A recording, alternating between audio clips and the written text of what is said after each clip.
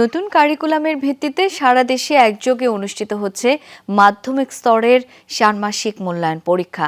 পরীক্ষার আগের রাতেই প্রশ্নপত্র ও সমাধান আগেই সামাজিক যোগাযোগ মাধ্যমে ছড়িয়ে পড়ে। এই নিয়ে ক্ষুব্ধ অভিভাবকরা। শিক্ষকরা বলছেন কেউ কেউ বাসা থেকে সমাধান করে এলেও সেগুলো জমা নেওয়া হয়নি। শিক্ষামন্ত্রী বলছেন প্রশ্ন ফাঁসের কোনো বিষয় নেই, শিক্ষার্থীকে ক্লাসেই বুদ্ধি খাটিয়ে সমাধান করতে হবে। সিলন ফ্যামিলি ব্লেন্ডের কড়ালিকার আর সতেজ স্বাদের পারফেক্ট ব্লেন্ডে স্বপ্নেরা মিলুক টানা। প্রথমবারের মতো নতুন কারিকুলামে বুধবার থেকে শুরু হয়েছে মাধ্যমিক স্তরে ধারাবাহিক মূল্যায়ন কার্যক্রম। নিয়ম অনুযায়ী 6 মাস পরেই মূল্যায়নে বসেছে দেশের 34,000 প্রতিষ্ঠানের শিক্ষার্থীরা। বুধবার ষষ্ঠ থেকে নবম শ্রেণীর শিক্ষার্থীরা এতে অংশ নেয়। একটি বিষয়ে মূল্যায়নের জন্য বিরতিসহ ষষ্ঠ ও সপ্তম শ্রেণীর শিক্ষার্থীরা পান 4 ঘন্টা, আর অষ্টম ও নবম শ্রেণীর 5 ঘন্টা। দেখলাম কালকে রাত্রে ওইদিকে একটা প্রশ্ন দেওয়া হয়েছে, আজকের প্রশ্নের এক্সাক্ট। ক্লাস টিচার বলেছেন যে বইটা আনতে হবে সাথে করে, যাতে বইয়ের হেল্প নেওয়া যায়, তো আমরা বই এনেছি। এই মূল্যায়নের প্রশ্ন ও সমাধান সামাজিক যোগাযোগ মাধ্যমে ছড়িয়ে পড়ে। পুরো বিষয়টি নিয়ে বিরক্ত অভিভাবকরা। মোবাইল দেখে যদি প্রশ্ন আগের দিন রাত্রে পাস হয়ে যায়, মোবাইল দিকে লিখতে হয়, এটা পড়ার পরে কি হয়? আমাদের বাচ্চারা কিছু কিছু গ্রুপের মধ্যে জানতে পারছে যে প্রশ্ন আগের দিন এসে পড়বে, সারা রাত না ঘুমায় প্রশ্ন খুঁজতেছে মোবাইলের মধ্যে। 5 ঘন্টা শুধু আমরা বসে গল্প করছি, পড়া কোনো কিছুই নাই। এটা একটা বাচ্চাদের ভালো স্টুডেন্ট খারাপ বানা ফেলতেছে। আমরা এই কারিকুলামের পরিবর্তন চাই।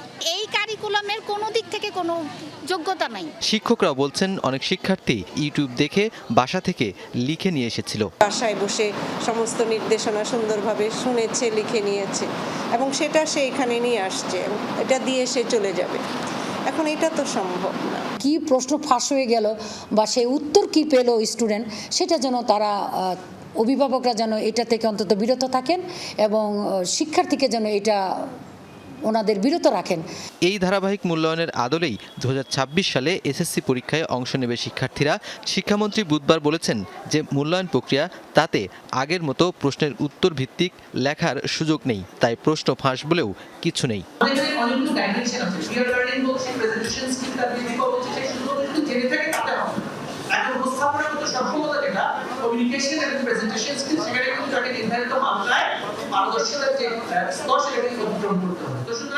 এটা প্রশ্ন পাস করলেও সেটার কোনো উপকারিতা নাই, সেটাকে অবশ্যই কার্যক্রমে অংশগ্রহণের পারদর্শিতার উৎসাহিত করতে হবে।